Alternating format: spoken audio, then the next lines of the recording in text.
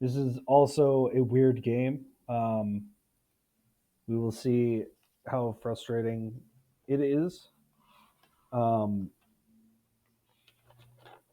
it's as you might expect. It's a game about having amnesia. The initial part, I think, was super interesting. I think the parser in this is a lot less uh, in depth. You wake up feeling wonderful, but also in some indefinable way strange. Slowly, as you lie there on the cool bedspread, it dawns on you that you have absolutely no idea where you are. A hotel room by the look of it, but with the curtains drawn. You don't know in what city or even what country. Then the blank of where am I balloons into the total blank of who am I? It's a question without an answer. Memory is an open book with every page blank. You have no name, no known addresses, no memories of friends or relatives or schools or jobs. You have specifically Thomas M. Disch's Amnesia. It's written by Thomas M. Disch. It's programmed in the King Edward Adventure language designed by Cognetics Corporation. Thank you, everybody. Thank you, Kevin Bentley, for programming. Thank you, Don, Rollo, Dave, and Steve, Pat Riley, Charles Kreitzberg, and James D. Terry for being a support group. I'm in a hotel room. What's a person to do in this situation? What you do is look. Where you're lying, you can see best. What you can see best is a pattern of wrinkles in the bed sheets. You get out of bed, and as you do, you realize from a glance at your naked body that you're a white male and reasonably well put together. But what about your face? That's part of anyone's identity that should be proof against amnesia.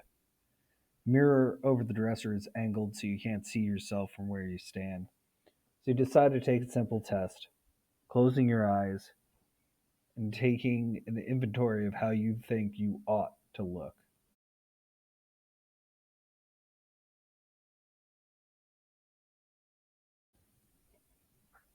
Take this inventory. Your hair.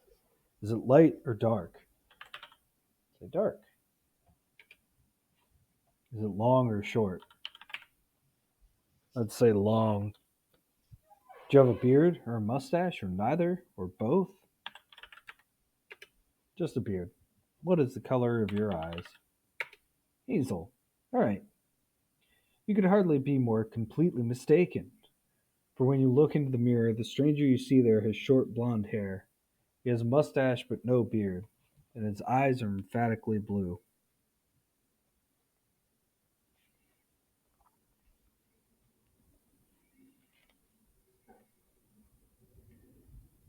Mustache, no beard.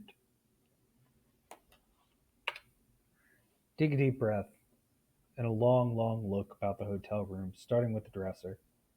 The sheet of the hotel stationery informs you that you're a guest of the Sunderland Hotel. There's a room key with a large green plastic tag showing your room number, 1502.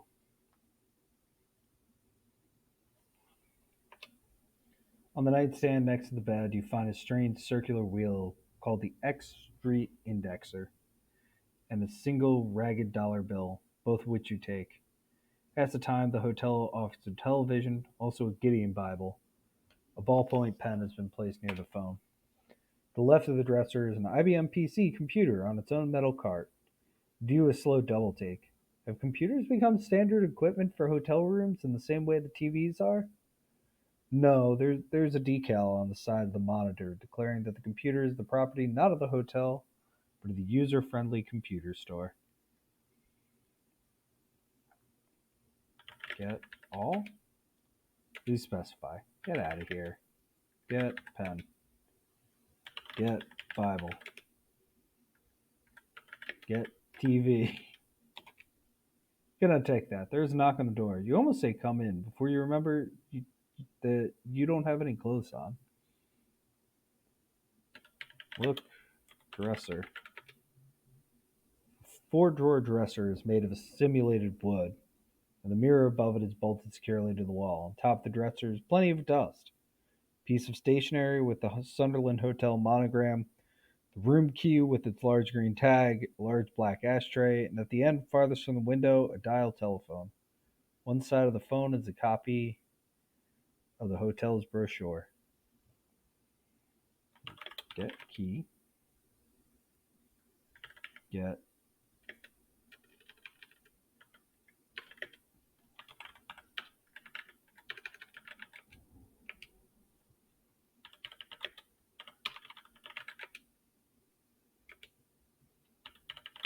ashtray. Ashtray is metal. Beginning to feel just slightly desperate about the clothing situation. Open dresser. All you find is a leaflet advertising Acme Invisible Reweaving. Get leaflet. Okay.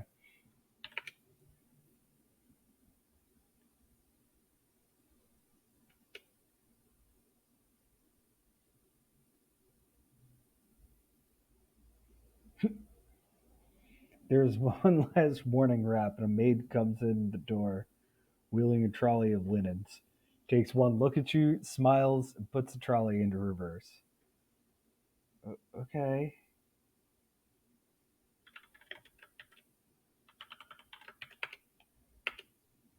Okay. Look, computer. Computer is a PC equipped with a monochrome monitor and two disk drives. Both drives are empty. A decal on the side of the monitor declares that the computer is the property of the user-friendly computer store. It is turned off. Turn on computer. Without having to look for the switch, you turn it on. After 20 seconds or so, the machine emits a groaning noise in the area of disk drives and then a beep. The small built-in cooling fan begins to whir gently. The screen remains blank. Without software, that's how it will remain. But you've learned one piece of information. You've used this kind of machine before. Past the time, the hotel offers television. Get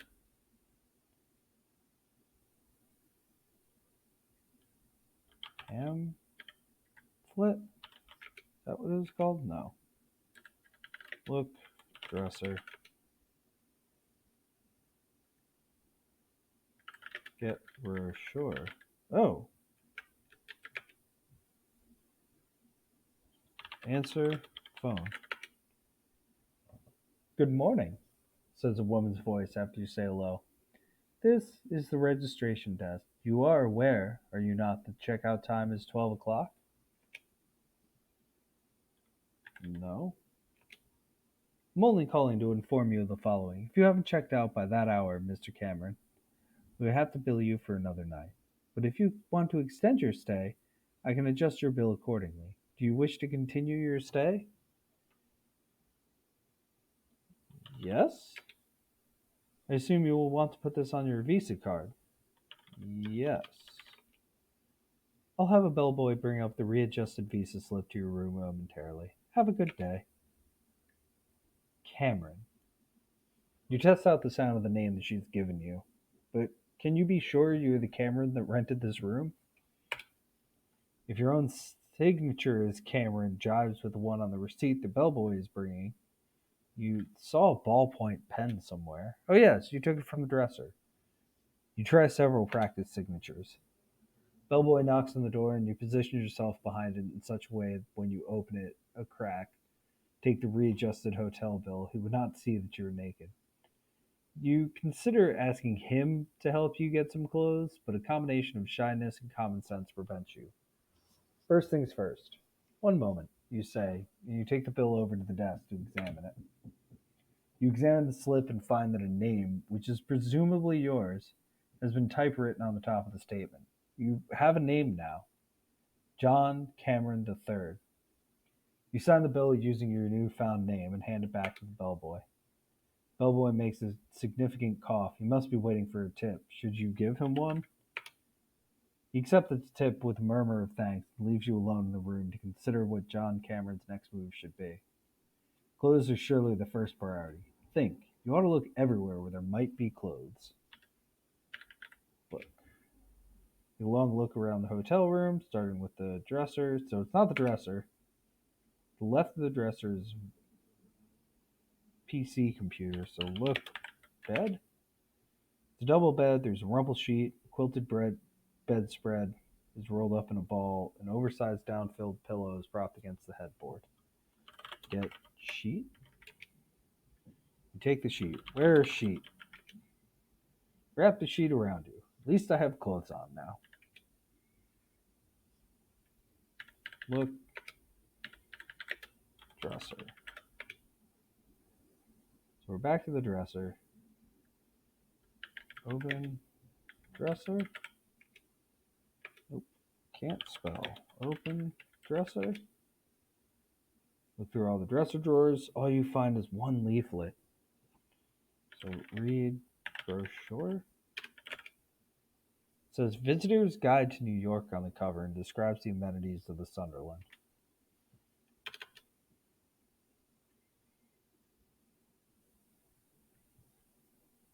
Look, telephone. Phone on the dresser belongs to 9X. Look, table. So nothing unusual. Look, computer. Look, decal. Decal declares property of user-friendly computer store, 56th Street and Madison Avenue. I need to figure out where I can get some clothes. Look, floor? Nope, there's nothing on the floor. Look, chair? See nothing unusual. Look, under bed. Looking under the bed, you find nothing. Not even dust balls. Well, look, door. Standard issue wooden door. Well, open door. Door is now open. Look. Turn on TV. There are 3 buttons on the set. The first is for on and off. The second is marked F for forward, allowing you to change the channels, but the third is broken off. Channel 2, there's an ad for Kool-Aid, then a rerun of Wheel of Fortune resumes. The 3 contestants are trying to guess the letters of someone's name. There's no T in it, no S, no N. Leave room. You're now in a long corridor made to seem still longer by a wallpaper design of continuous horizontal stripes of chocolate brown and dusky orange. To the west, after the door to your own room, which closes behind you with a faint click, is a door with a lighted exit sign above it. Along the corridor to the east, the numbers of the rooms increase by increments of 1.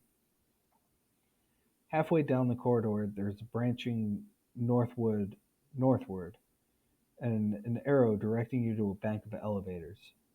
For the moment, the hallway is deserted save for a maid's laundry trolley some 5 doors away, and yourself.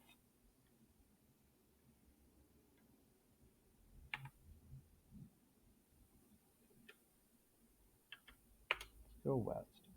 Standing in front of the door with the lighted exit sign over it, this must be the stairway. Open door. Concrete steps are painted battleship gray.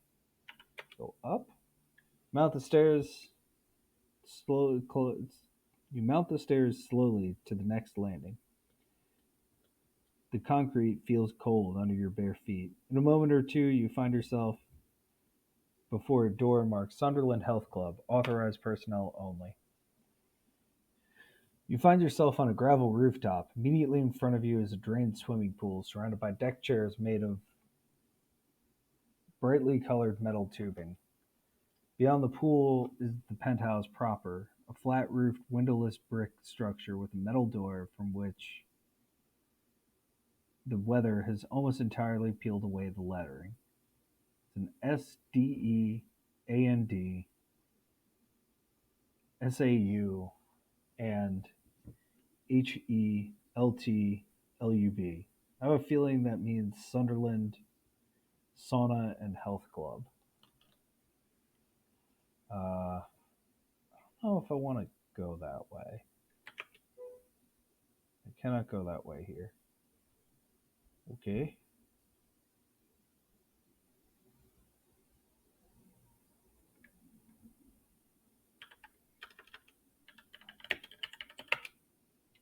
Pool is fair size, but empty cement pool.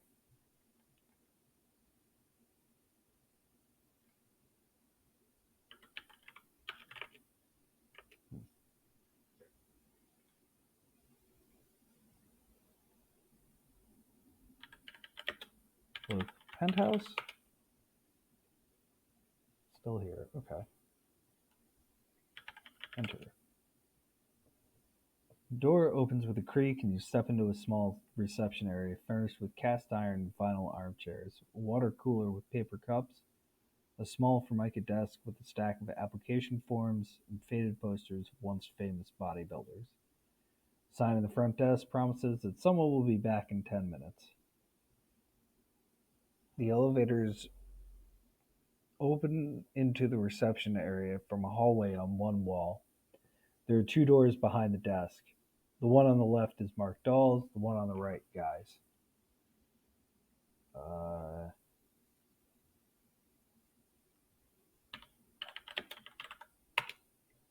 Desk is fairly cluttered, with its most outstanding feature being the sign saying that someone will be back in 10 minutes.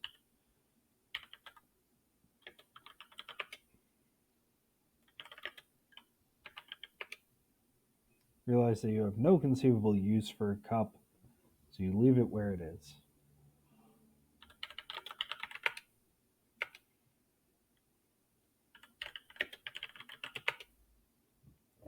Newest looking poster seems to have accumulated at least 20 years of fade. Enter guys. You're in the men's locker room. To your right are two changing areas formed by freestanding metal lockers. To your left are some sinks and a large mirror. Doors on either side. The door on the right is marked sauna, the one on the left massage. Directly ahead are the showers, and beyond these the sign points away to the weight room. Behind you is the door back to the reception room. Look, lockers. You take a quick tour of the lockers, hoping to find a forgotten or abandoned piece of clothing.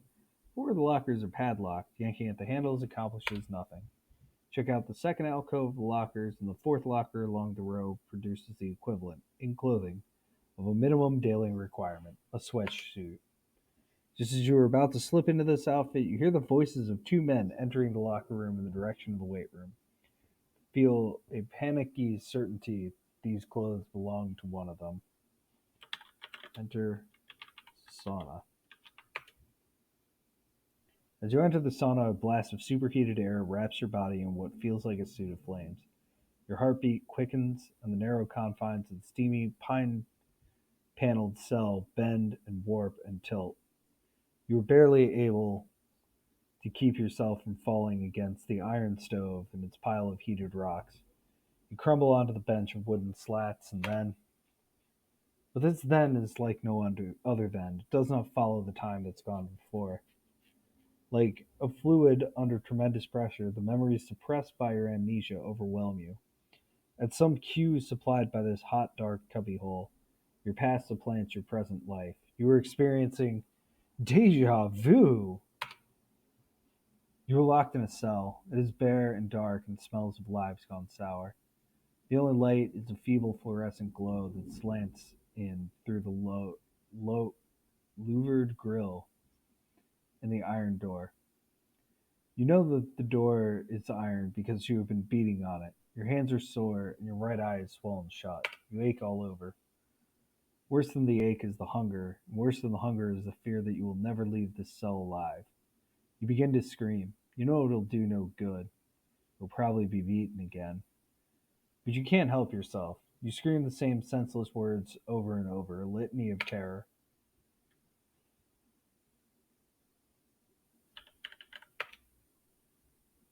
Look, look, look.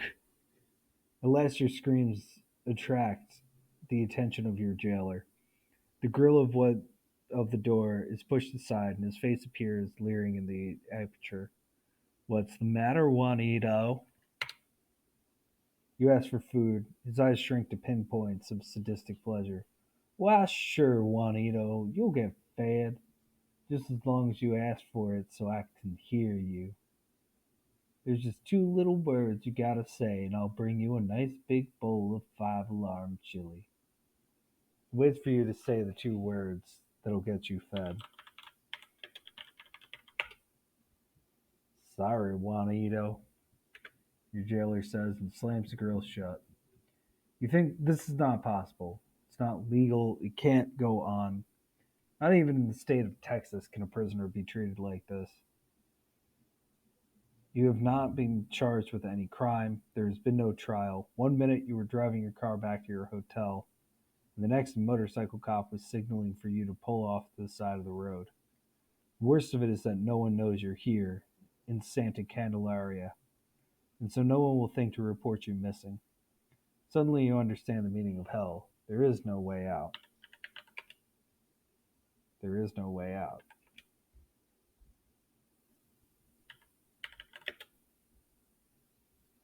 Look, door? I know there is no way out, but like, there's gotta be hit door.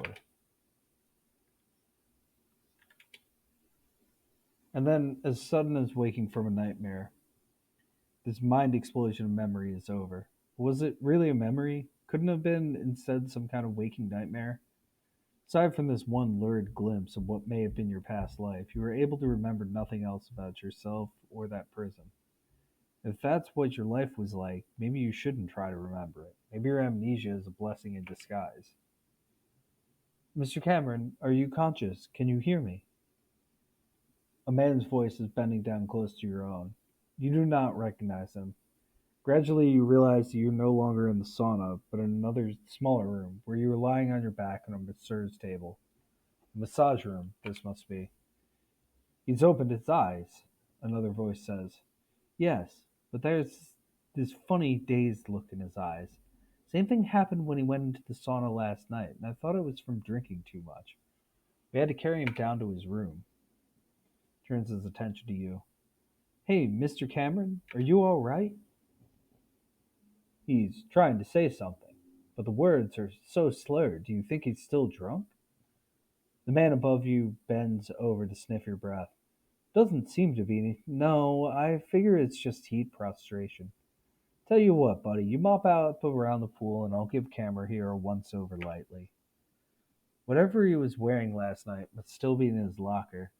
After that, I would appreciate it if you would steer him back to his room. Man who has done most of the talking now begins to give you a very gentle massage.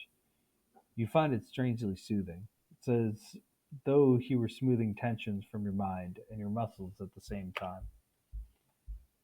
He rolls you over onto your stomach, but instead of continuing the massage, he turns on the sun lamp and leaves you alone in the room. The warmth of the lamp fills you with a strange, peaceful passivity. You listen to the unmistakable crunch of steel through steel, and a moment later the masseur returns with a pair of metal cutters in one hand and a green canvas satchel in the other. Sorry to have to cut through your padlock, Mr. Cameron, but I remember how frustrated you got last night trying to remember the combination.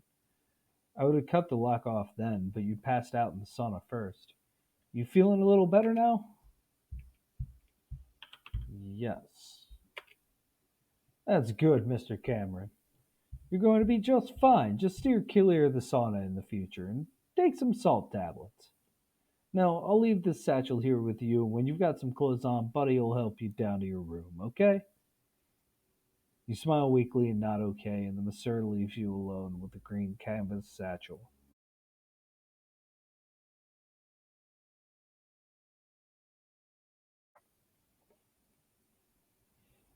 Uh, get satchel. Open satchel. You zip open the satchel and you find A pair of Levi's, a t-shirt laundered from red to rosy pink, a plastic book bag, a pair of Adidas running shoes well broken in, and hallelujah, a small maroon address book. Quickly, you put on the clothes that were in the gym bag. From the fit of both the jeans and the sneakers, there can be little doubt they're yours. Look at yourself in the full length mirror of the massage room, and you see, once again, a complete stranger. But at least he's a stranger with clothes on, and that's some improvement. There's a knock on the door, and the masseur asks, "Are you ready to go back to your room?" "That's all right, Mr. Cameron. Whenever you're ready, just take your time." Half a minute later, he raps again. How about it, Mr. Cameron? Do you think you can make it back to your room?" Guess the answer is yes.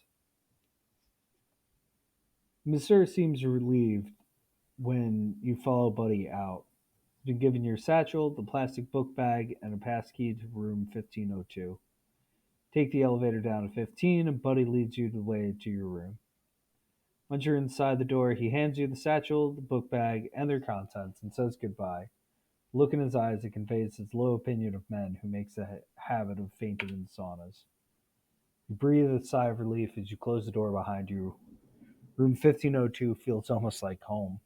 At the same time, something tells you you've dropped something in the massage room, but you're not sure what.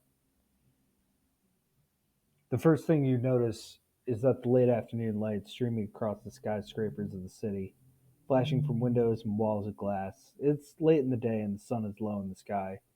You see a tuxedo lying on your bed. It's an all-white tuxedo sitting on the bed.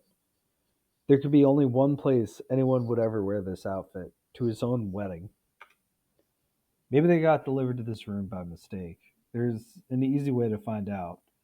You examine the tuxedo and it seems to be exactly your size. Oh, into the bag of holding it goes.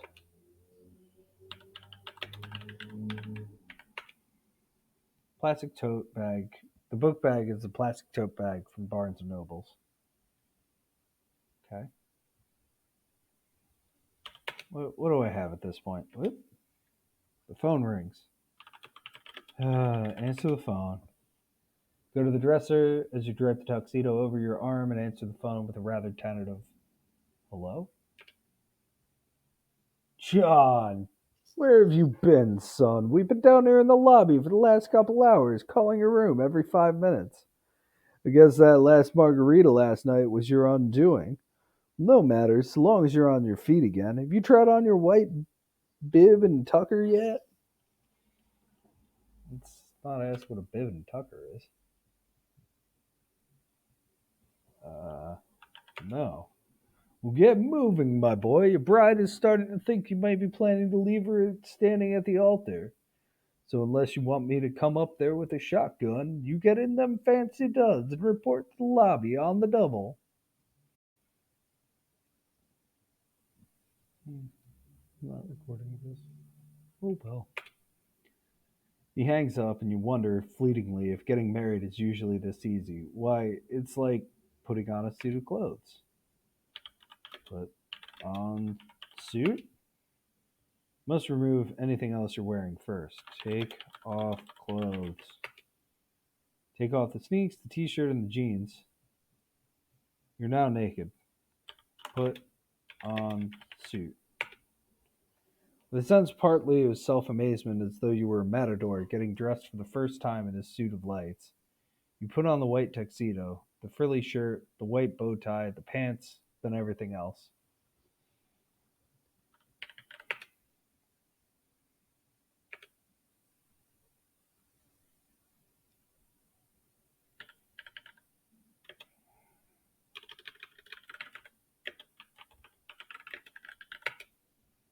The address book is a small treasury of numbers. Though nothing in the address book stirs your memory, you are certain that it holds the key to your past life. Well, get key. Okay, great. Leave. You're just about out of the room when you check in your pocket to see if you remember to take the room key. You have it. You return to the room to pick up anything else you think you ought to have with you. You decide to leave most of the hotel's possessions in the room. Apparently, you possess a sense of morality. Leave the room and close the door behind you, then you head down the corridor. One of the elevators arrives at 15 the moment you press the down button. You get in and ride to the lobby. Step out of the elevator into the lobby of the Sunderland Hotel, and the first thing you see is yourself looking elegantly sheepish in your white tuxedo. For the doors of the facing elevator are made of mirror glass.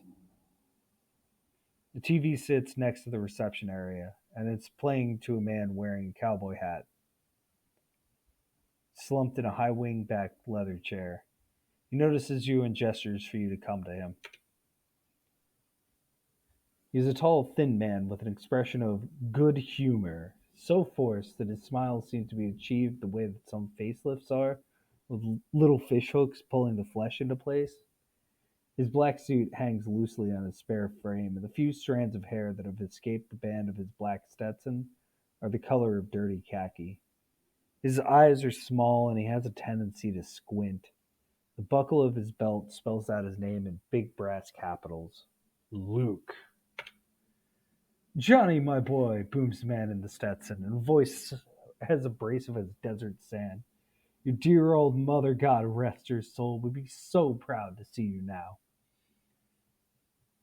He advances towards you, grinning like a friendly skull, with his long, thin arms extended to embrace you, and before you can back away or offer any protest, the embrace is completed. Not what you'd call warm, just a short symbolic collision between your torso and his, with him maintaining the same cadaverous grin all the while. "Well, my boy, are you feeling better after your big toot?" "Excuse me, my big toot?" I, I guess? Yes? Big toot?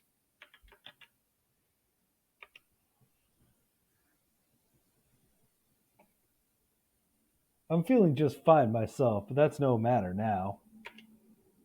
"Johnny boy, this is no time for any funny business. I gotta go down to this here rat cellar and fetch back that preacher. Meanwhile, you better go up to this chapel on the next floor and smooth things over with the little lady."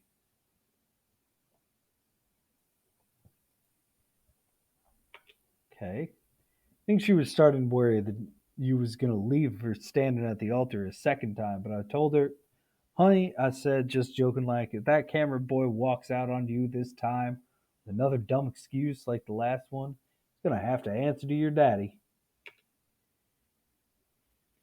And then, "Johnny," I showed her what I was packing.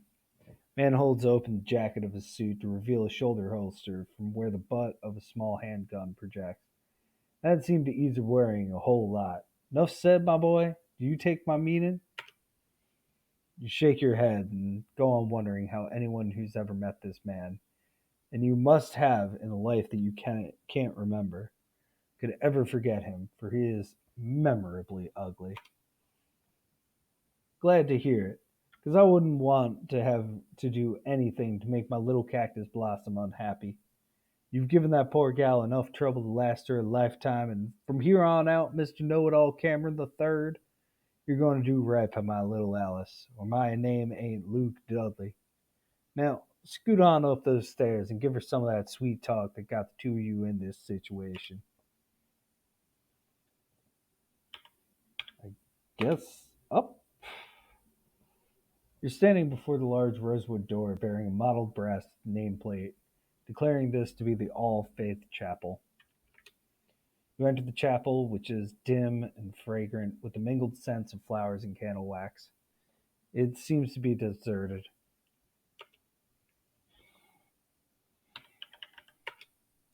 Chapel is about 20 feet square, windowless, with a high coffered ceiling and a terracotta floor. In the center of the room is a large round slab of marble, too low to dine at, but too high to be a coffee table.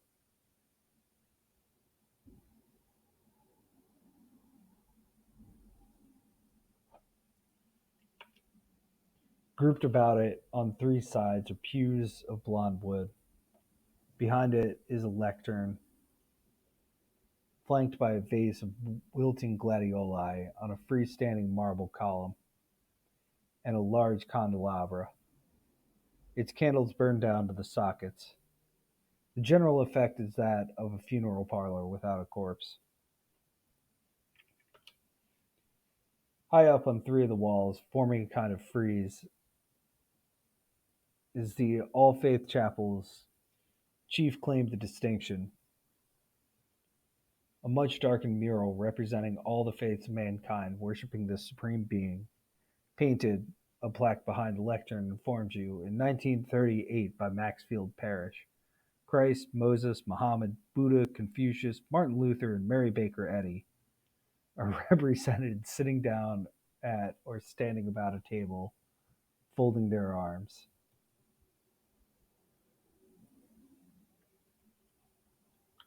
Okay.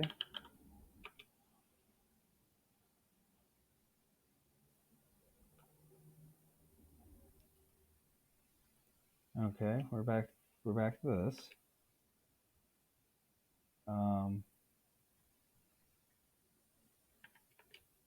North.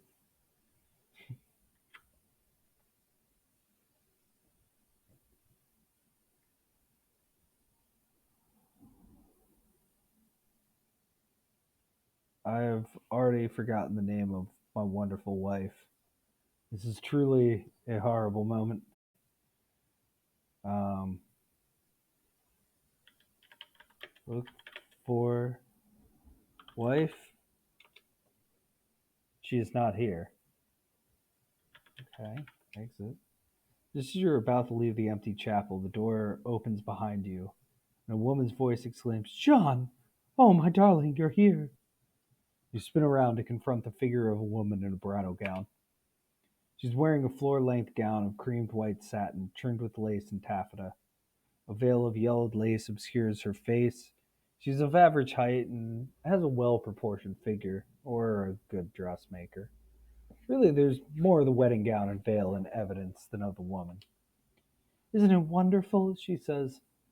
"I've always wanted to be married in full bridal regalia, and even if there isn't a great crowd to see us, it's so much more solemn like this. Oh, my darling, take me in your arms, kiss me, make me yours." Take her? "Oh, we're going to be so happy in Australia, John. I know we will. It'll be hard at first since we don't either of us know anything about sheep ranches, or are they called farms? But we're young and strong and healthy, and our love will see us through our trials."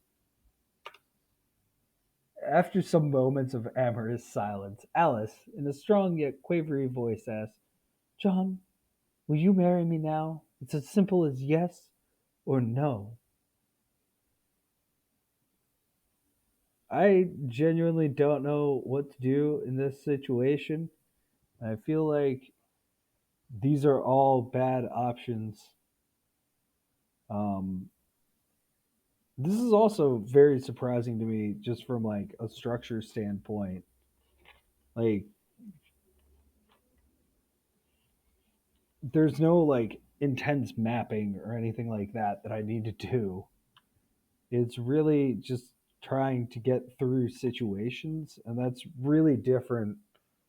So one of the things that I noticed when I was going through the database and why I started with the 80s, um, is that the earliest example in the database is from 1977, and there is a solid 9 years of things that, and no shade, but like things that are like Zork, and you just kind of like, or like Colossal Cave, where you're just like walking around and trying to figure it out, and you're going from room to room, and there's like at least one maze.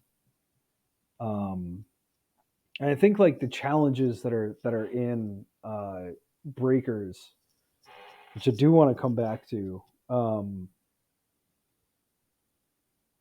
But the challenges that are in Breakers are like reminiscent of that, where it's like mechanical challenges, like okay, you only have so many steps or something like that. Where this is more, it's not even like reasoning puzzles. It's just how do you like?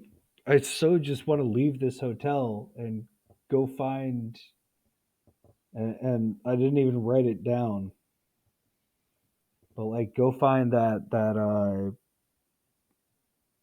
shop, the computer shop, and it's like no, I'm now getting married apparently. So I said yes, and oh my darling, she cries, leaping to her feet and embracing you with all of love's tender fury, and then some. Oh, my sweet eternal love! Her lips meet yours, preventing any reply but a kiss, and then another kiss, and then, as though he'd been waiting outside the door of the chapel for this cure, the father of the bride enters with a preacher and two witnesses in tow. You recognize both witnesses. One is the cleaning woman who came into room 1502 just after you'd awakened earlier in the day. The other is the man Buddy, who took you from the penthouse club and sauna back to room 1502. The preacher, a thin white haired man in a Roman collar, takes charge. Buddy and the cleaning woman take up a position in the center aisle as though to be able to block you if you make a final bolt. The preacher begins to intone the wedding service from memory, only breaking stride to ask, "What is your name, sir?" Oh my god, you're going to make me try and remember this, John. Very funny, Johnny boy. Oh, wrong person. Yeah. Very funny, Johnny boy, Luke says to you, then to the preacher. His name is John Cameron. Do you, John Cameron, take this woman to be your lawfully wedded wife, to have and to hold, to love and to cherish, through richer or poorer, in sickness and in health, as long as you both shall live? I do. And I love this parser where it's not like northeast, southwest, and not limited in some of the ways that a lot of these parsers can be. This is really like weird. Um, and so does Alice, after which she produces a small blue box from the lacy recesses of her bodice, hands it to Luke, who holds it out to you. Take box. Take the box, which is warm still from its resting place in your bride's bosom. It smells of lilacs and is nearly cubical. It is dark blue with silver lettering that says Tiffany and Company. You tilt back the hinged lid of the box and find, nestled in white velvet, a thick gold wedding band. An engraver is written in minuscule script within the band, "To my beloved wife Alice, from John." Alice removes the glove from her left hand and holds out that hand with the fingers spread to facilitate the ring's easier placement. You put the ring on her finger and repeat the words the preacher tells you. With this ring I thee wed. The preacher then pronounces you man and wife and says, "You may kiss the bride." Guess kiss Alice. She lifts the veil, revealing a smile that seems more triumphant than blissful. But the kiss you then exchange has a wordless way of saying that you will soon be rewarded for your submission to the yoke of marriage. And so you are. That night, after a small wedding dinner in the Rathskeller, you enjoy that reward and cement the bond of marriage in room 1502. The next morning, Luke arrives with a great deal of luggage and drives you to JFK Airport, where you board a Qantas jet for Melbourne, Australia. Within a week, you have established your residence at the modest sheep ranch that Alice brings as her dowry. It's a hard but ultimately satisfying life, and your marriage is blessed with a son. You decide to name Thomas. A year later, Alice gives birth to your first daughter, and her name is Christine. Then come the Quints, and their names are Wendy, Warren, John Jr., Frederick Sr., and Frederick Jr.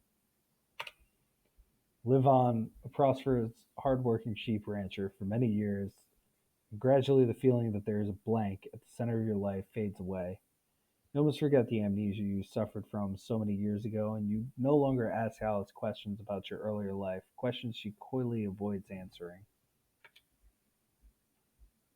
You don't really want to know about those things, John, she would tell you, and then turn away to call the children. Come get your supper while it's hot. On your deathbed, you are still wondering who you are and what you've done, and what your life might have been like if you hadn't married darling Alice and devoted your life to the breeding of sheep. Your scores are as follows: as a detective, 0; as a character, 0; as a survivor, 1084.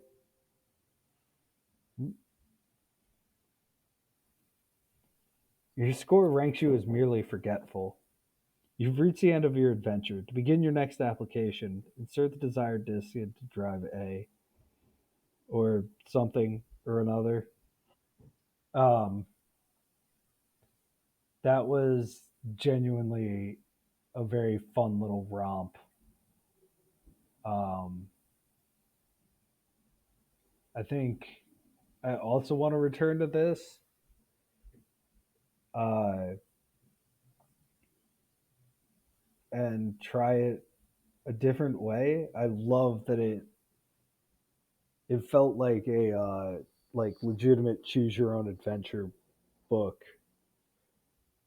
and I'm curious if I tried to, I don't know, be a little bit less go with the flow and just, yeah, okay, I guess I'm getting married now. I, that seems like a uh, pretty funny switch. But